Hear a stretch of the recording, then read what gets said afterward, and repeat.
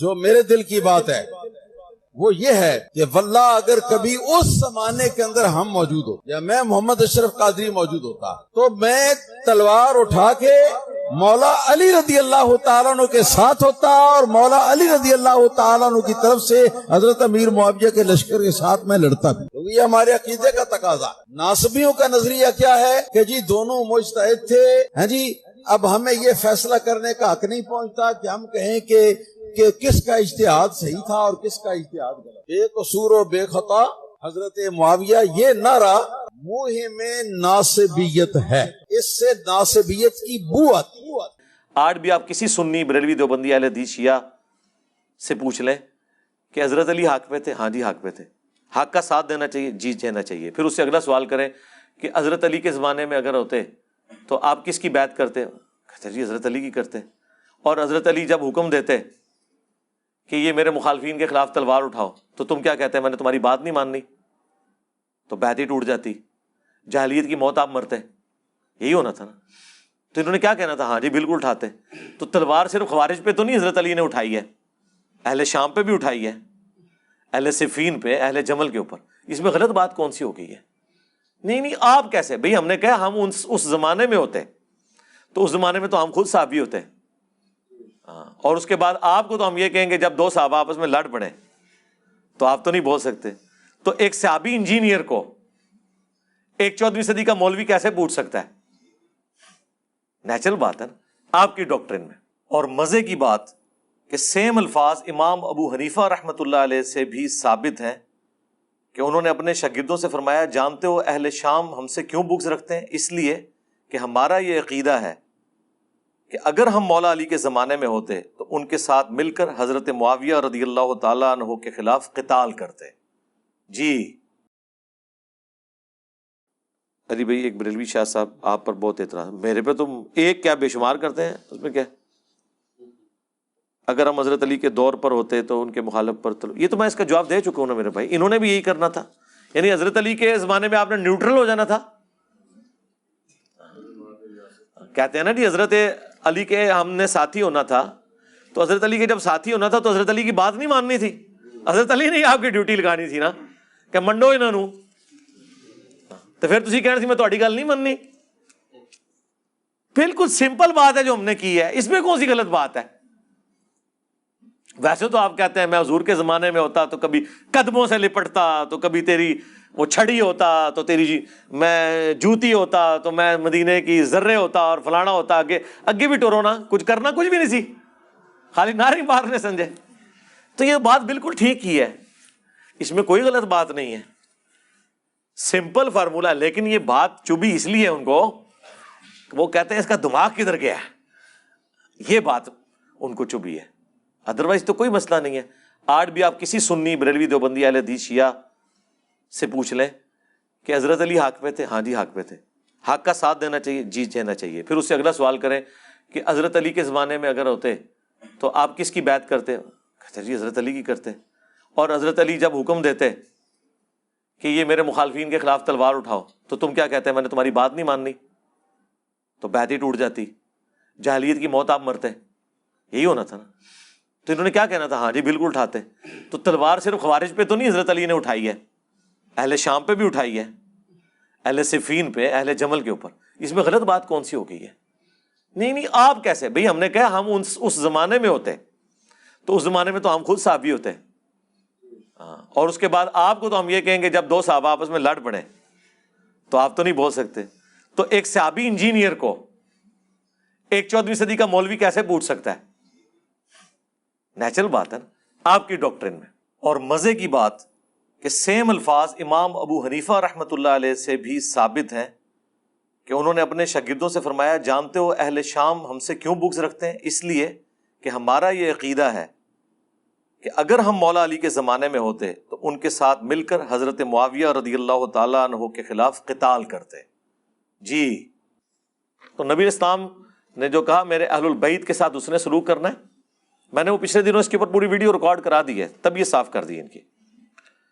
صحیح مسلم 7035 of camera جواب دیں۔ نہیں جی میں نے آف کیمرہ وہی کہنا ہے جو ان کیمرہ کہنا ہے منافقین کے نام جب حضرت حذیفہ ابن یمان کو بتائے گئے تو عمار ابن یاسر کو بھی وہ نام نہیں پتا تھے. تو جو نام عمار ابن یاسر کو نہیں پتا وہ نام میں آپ کو کیسے بتا سکتا ہوں؟ تو رازدار رسول تھے نا حذیفہ ابن یمان، ان کو بتائے گئے. اور دوسرا یہ بھی یاد رکھیں، اگر کسی شخص کی موت دوبیلا پھوڑے سے ہوئی ہے اس کا یہ مطلب نہیں کہ وہ منافق ہے.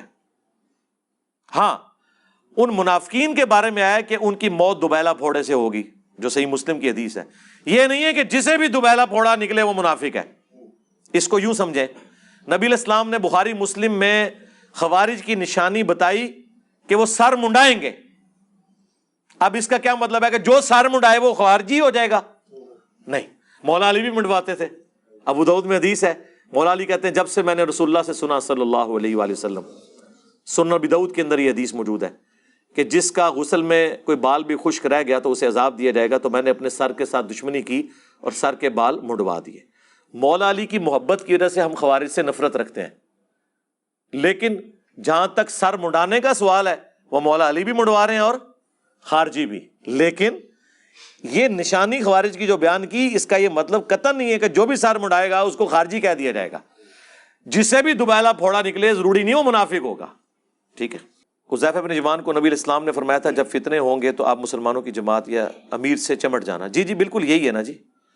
اور حضرت حذیفہ نے یہی نصیحت محمد بن حذیفہ اپنے بیٹے کو کی تھی. انہوں نے تو ساتھ یہ کہا تھا کہ جس طرف حضرت علی ہوں ان کے ساتھ ہونا. تو فتنوں کے دور میں جب امیر موجود ہو، تو بالکل جب خلفائے راشدین امیر کے طور پہ موجود تھے، ہم یہی کہتے ہیں کہ یہ حدیث اسپیسیفکلی ان کے اوپر فٹ ہوتی ہے کہ جب خلیفہ راشد موجود ہے تو انہیں اپنے 1.5 اینٹ کی مسجد یا پارٹی جتھا لادہ نہیں بنانا چاہیے تھا، مولا علی کی بیعت کرنی چاہیے تھی. اسی لیے مولا علی نے ان کے اوپر جنگیں مسلط کی، بلکہ وہ جنگیں تو حضرت علی پہ انہوں نے مسلط کی کیونکہ وجہ وہ بنے. حضرت علی نے تو قرآن کا حکم پورا کیا ہے کہ جب کوئی مسلمانوں کا گروہ بغاوت کرے تو اس کے خلاف قتال کرو. جی صحیح مسلم میں حدیث ہے جب ایک خلیفہ کی بیعت ہو جائے اور کوئی اور سر اٹھائے اسے قتل کر دو. ٹھیک ہے. اب یہ چیز یزید کے مقابلے پہ حسین پہ اس لیے نہیں لگتی کہ ہم یزید کی بیعت کو اسٹیبلش ہی نہیں مانتے. اس کی بیعت تو تلوار کے زور پہ لی گئی ہے، جبکہ حضرت علی کی بیعت کنسنسس کے ساتھ ہوئی ہے. حضرت علی کو انہی صحابہ نے خلیفہ چنا ہے جنہوں نے ابو بکر عمر عثمان کو چنا ہے.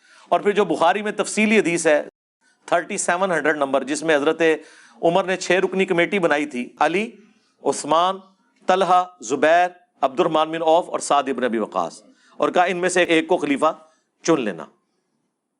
اور اس میں سے بھی حضرت زبیر نے اپنا ووٹ حضرت علی کے حق میں ڈال دیا، حضرت طلحہ نے اپنا ووٹ حضرت عثمان کے حق میں ڈال دیا، حضرت سعد ابن ابی وقاص نے اپنا ووٹ حضرت عبد الرحمن بن عوف کے حق میں ڈال دیا. وہ 6 رکنی کمیٹی صحیح بخاری میں آتا ہے، پھر 3 رکنی رہ گئی. اور ان میں سے بھی عبد الرحمن بن عوف نے کہا کہ مجھے تو اس معاملے میں نہیں، میں پہلے 2 خلفاء کے ساتھ بھی وزیر تھا، تم میں سے بھی جو خلیفہ بنے میں اس کے ساتھ وزیر رہوں گا. پھر پیچھے حضرت علی عثمان رہ گئے اور عبد الرحمن بن عوف بن گئے جج. اور دونوں نے کہا کہ آپ جو فیصلہ کریں گے ہم مانیں گے. تو عبد الرحمن بن عوف رضی اللہ تعالیٰ انہوں نے کہا کہ پھر جب میں فیصلہ کروں گا پھر انکار کی گنجائش نہیں ہوگی. انہوں نے کہا ٹھیک ہے. تو انہوں نے کہا پہلے تو میں تمہیں والنٹیرلی کہتا ہوں تم دونوں میں سے ایک خود بخود سٹیپ ڈاؤن ہو جائے تو دوسرے کو ہم خلیفہ چن لیتے ہیں. تو حضرت عثمان نے کہا کہ نہ میں ہوں گا، حضرت علی نے کہا میں بھی نہیں ہوں گا.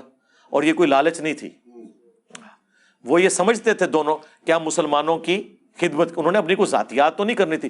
یا جن کی پوری زندگی قربانیوں سے عبارت ہو انہیں کیا تکلیف ہے. حضرت یوسف علیہ السلام تو پیغمبر تھے، انہوں نے بادشاہ وقت کو کہا تھا کہ مجھے وزیر خوراک لگائیں، میں امین بھی ہوں اور اس معاملے کو بہتر طریقے سے چلا سکتا ہوں. تو آپ یہ کہیں گے حضرت یوسف لالچی تھے؟ نہیں، وہ سمجھتے تھے کہ میں اس کام کو بہتر چلا سکتا ہوں. جس طرح ہم نے سمجھا کہ ہم دین کا کام صحیح طریقے سے کر سکتے ہیں، اس کے لیے کسی مسجد میں کسی فرقہ کو جوائن کرنے کی، کسی مدرسہ بنانے کی ضرورت نہیں ہے. یوٹیوب پر ڈالیں گے، رسول اللہ کی امت انشاءاللہ سنے گی اور رسول اللہ کے ساتھ اپنا رشتہ مضبوط کرے گی صلی اللہ علیہ وآلہ وسلم. تو پھر حضرت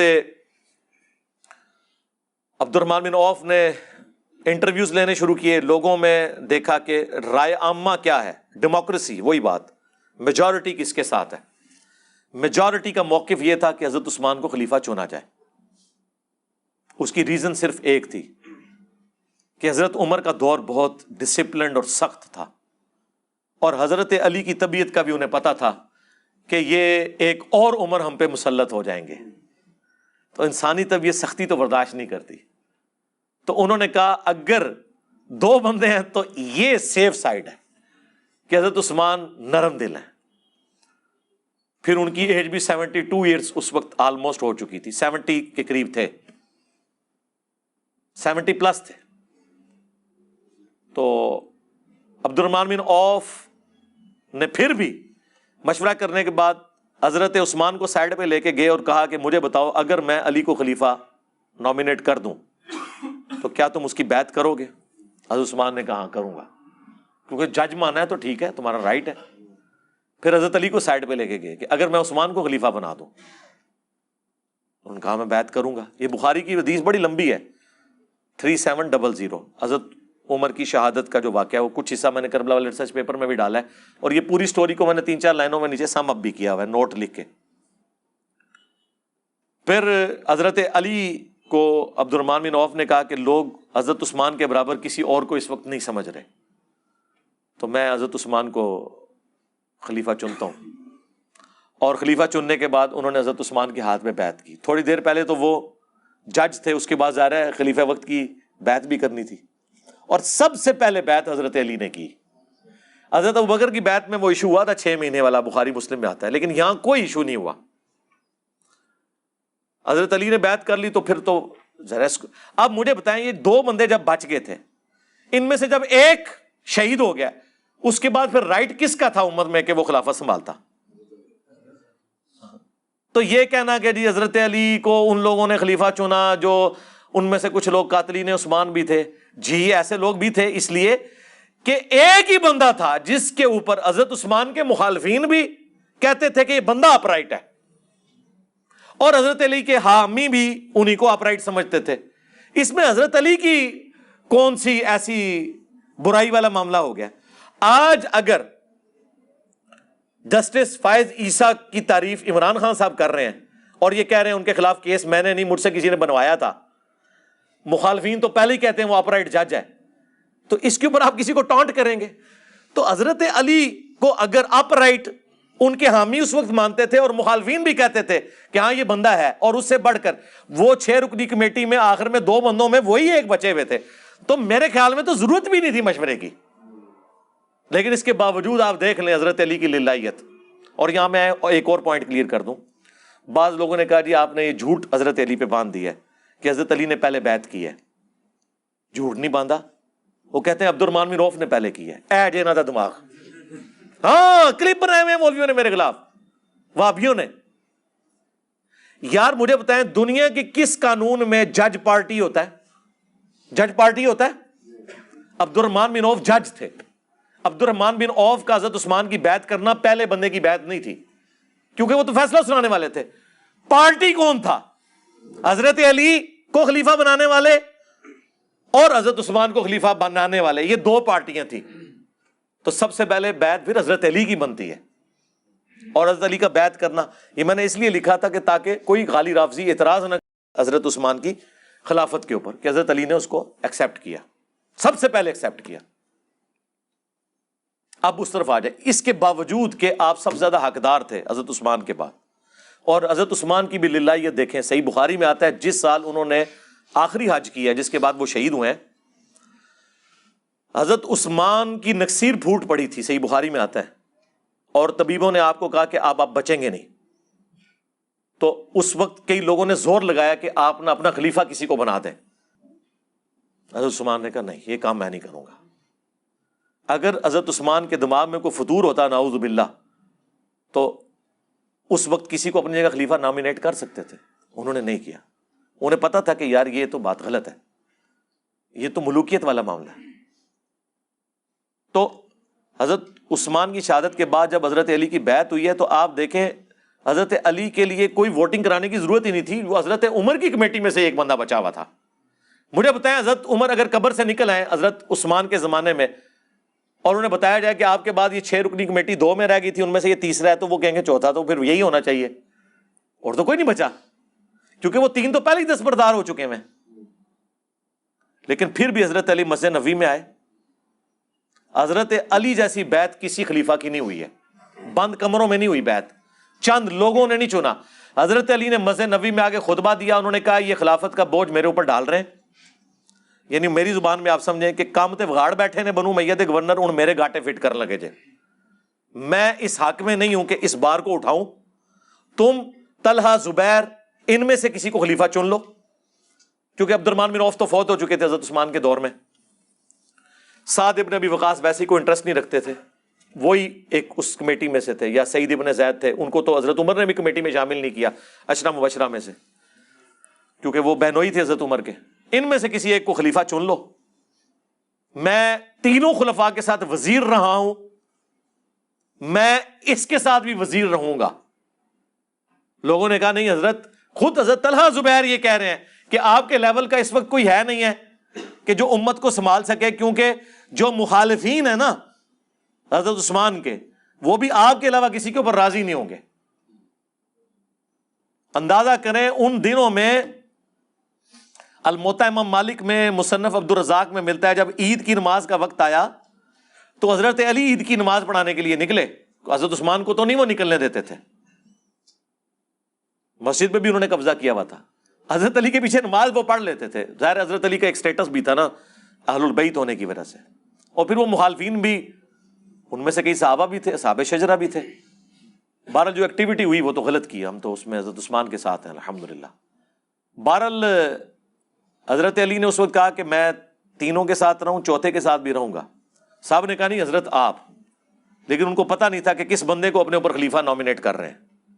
زیرو ٹالرنس. یہ تو اسی طریقے سے کہ پاکستان کے سارے مدارس اور بورڈ انجینئر مدنی مرزا کے حوالے کر دیے جائیں, پھر میں ان کی ڈگریاں چیک کروں گا اور بتاؤں گا کہ کون ڈگری کا اہل ہے کون نہیں. جو قرآن و سنت کو مانتا ہی نہیں اس نے ڈگری لے کے کیا کرنا ہے. Zero tolerance. حضرت علی نے وہاں ایک جملہ بولا تھا جو تاریخ میں کوٹ کیا جاتا ہے.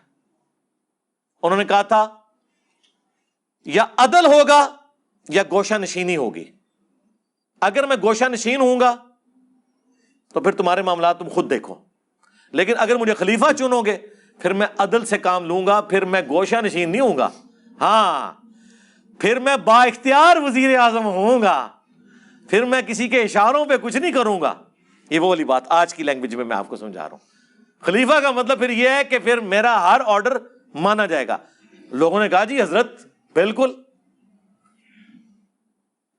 تو پھر پہلا ایگزیکٹو آرڈر جو تھا نا وہ یہ تھا کہ حضرت عثمان کے سارے گورنر معزول, جن کی وجہ سے یہ رعایا خلیفہ راشد کے خلاف ہو گئی, جس میں خلیفہ راشد کا قصور نہیں تھا, ان گورنروں کا قصور تھا, اور ہو گئے سارے معزول سوائے معاویہ بن ابی سفیان کے. اسی لیے پھر حضرت علی نے جنگ صفین ان سے لڑی, ان کی جگہ سالم بن حنیف کو گورنر شام بنا کے بھیجا تھا. باقی سب کے سب معزول کیے, اور بدری صحابہ کو, سینئر اصحاب کو انہوں نے خلیفہ لگایا. انصار کو, جن کے بارے میں بخاری مسلم میں حدیث ہے, انصار میرے بعد اور لوگوں کو تم پر ترجیح دی جائے گی, صبر کرنا یہاں تک کہ حوض کوثر پہ آ کے مجھے ملنا. ہاں, حضرت علی نے انصاری صحابہ کو فرنٹ پہ لے کے آئے. تو ظاہر ہے کہ مجھے بتائیں جو پوسٹوں میں بیٹھے ہوئے تھے ان کو کہاں حضرت علی اعظم ہو سکتے تھے. یا ایک پرائم منسٹر آ کے کوئی ایسی ایکٹیویٹی پرفارم کر دے کہ کسی 2 نمبر آدمی کو اس کی بڑی پوسٹ سے ہٹا دے تو اس وزیر اعظم کی اپنی کرسی جو ہے وہ خطرے میں پڑ جاتی ہے. کسی مافیا کے ساتھ مقابلہ کرنے کی کوشش کرے, اس کی اپنی کرسی سٹیک پہ لگ جاتی ہے. لیکن اس زمانے میں چونکہ بیعت والا سلسلہ تھا, وہاں تو پھر یہ نہیں تھا ہوتا سلسلہ. حضرت علی پھر دنیا اور آخرت میں امام ہوتے تھے ان کے. ہاں, اسی لیے کسی نے چون چرا نہیں کی, چپ کر کے سب کے سب معزول ہو گئے. ایک نے کی, حضرت علی پھر پہنچ کے اس کو کچلنے کے لیے, وہ تو انہوں نے قرآن نیزوں پہ اٹھا لیے. وہ پوری تحکیم کا ایشو ہوا, وہ ویڈیو ریکارڈ ہو چکی ہے, انشاءاللہ تعالی کچھ دنوں میں انشاءاللہ اپلوڈ ہو جائے گی. ہم نے, اور جس طریقے سے انہوں نے کیا, ورنہ تو کام تو ہو گیا تھا. مالک اشتر تو امیر شام کے خیموں تک پہنچ چکے تھے, بس ایک نعرہ حیدری رہ گیا سی. ٹھیک ہے. تو یہ اس طرح کے جو معاملات ہوتے ہیں نا میرے بھائی, وہ بات کہاں سے کہاں چلی تھی, میں پتہ نہیں کہاں سے کہاں چلا گیا. ہاں, تو یہ خلیفہ وقت جب موجود ہوتا ہے نا اس وقت ہے. ان جماعت سے مراد جماعت المسلمین کا امیر نہیں ہے، اس سے مراد ہے مسلمانوں کی امارت جس کے پاس بیعت کے ساتھ ہو اس کے ساتھ ہے۔ یہ پارٹیوں کے امیر، اس سے مراد نہ جماعت اسلامی کا امیر ہے، نہ تبلیغی جماعت کا امیر ہے، نہ جماعت المسلمین کا امیر ہے، نہ دعوت اسلامی کا امیر ہے، نہ پی ٹی آئی کا امیر ہے، نہ JUIF کا امیر ہے، نہ نون لیگ کا امیر ہے۔ اس سے مراد ہے مسلمانوں کا اوورآل جو اس وقت خلافت اسٹیبلش نہیں ہے۔ اور پھر بھی اگر کسی کو سمجھ نہیں آتی اور سمجھتا ہے کہ نہیں یہ لازمی ہے، تو ان سے پوچھیں کہ جب واقعی صحیح امیر اور خلیفہ دنیا میں موجود تھا، جن لوگوں نے ان کی بیعت نہیں کی ہے وہ جاہلیت کی موت نہیں مرے؟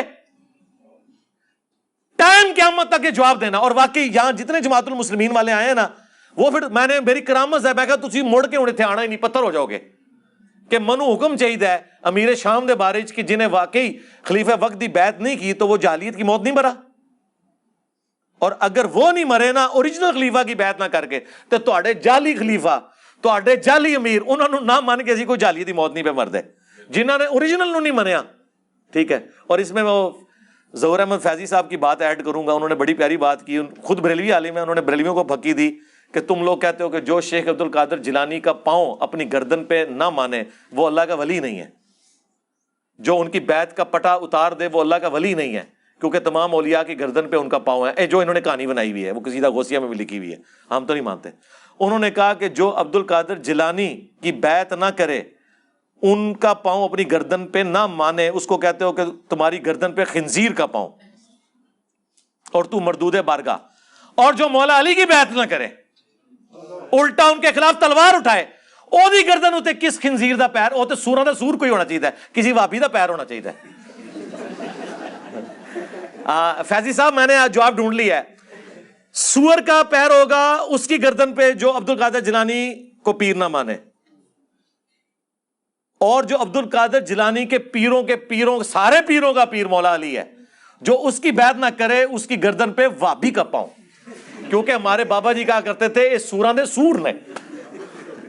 کہنا انہاں بڑے دے اخلاص منگو تو بڑے بڑے لوگ ان گداواں نو خیر پا ہی دیں گے۔ چلو جی چلیے، او بھابیاں دی اذان اے تے کڑا دے اے تے سور دے سور چلو چلیے۔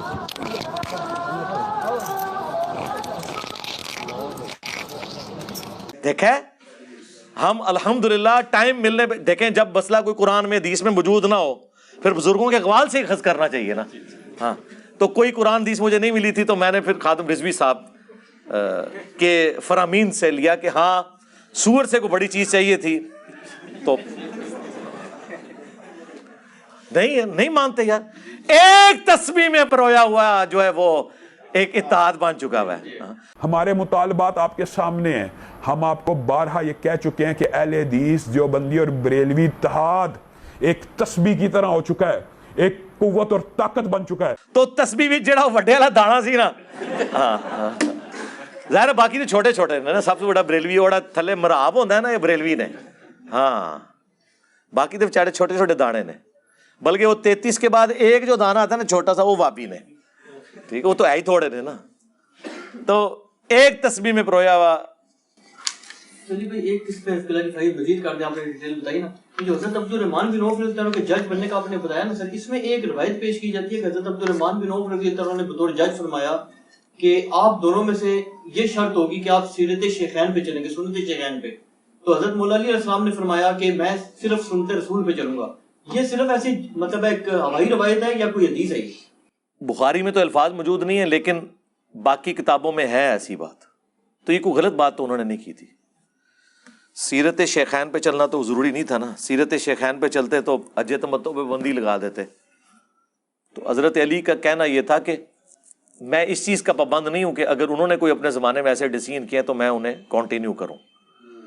یہ بات تو آپ حضرت ابو بکر عمر کے سامنے بھی رکھیں تو وہ بھی یہی کہیں گے، انہوں نے کب کہا کہ آپ نے ہماری سیرت پہ عمل کرنا ہے، ٹھیک ہے۔ یہ تو میرے جیسا ایک بندہ جو گناہگار آدمی ہے، آپ مجھے آگے کہنا کہ جی میں نے آپ کے اوپر نہیں چلنا، میں نے قرآن و حدیث کے مطابق چلنا ہے، تو مجھے تو برا نہیں ماننا چاہیے، قرآن و سنت کو لے کے چلنا ہے نا۔ تو یہ ریزن نہیں تھی جو وہ لوگ کہتے ہیں نا کہ وہ حضرت علی چونکہ ایک تھوڑے ہارڈ لائنر تھے، تو اس وجہ سے لوگ ڈرتے تھے کہ جی شاید کچھ اور ہی نہ ہو جائے مسئلہ. اگر یہی مسئلہ ہوتا تو چوتھے خلیفہ بھی نہ ان کو لوگ مننے دیتے. یہ وجہ نہیں تھی. وجہ وہی تھی جو میں نے آپ کو بتائی ہے. اور یہ غیر مسلم لکھتے ہیں اسلامی تاریخ میں کہ اگر حضرت عمر کے بعد حضرت علی کو خلیفہ چن لیا جاتا تو مسلمانوں کو ایک عمر اور مل جاتا. یہ غیر مسلموں نے اسلامک ہسٹری کے اوپر کامنٹس کیے ہوئے ہیں. ٹھیک ہے. تو بیسیکلی وجہ وہی تھی کہ وہ حضرت عمر والی سختی کو کنٹینیو نہیں رکھنا چاہتے تھے.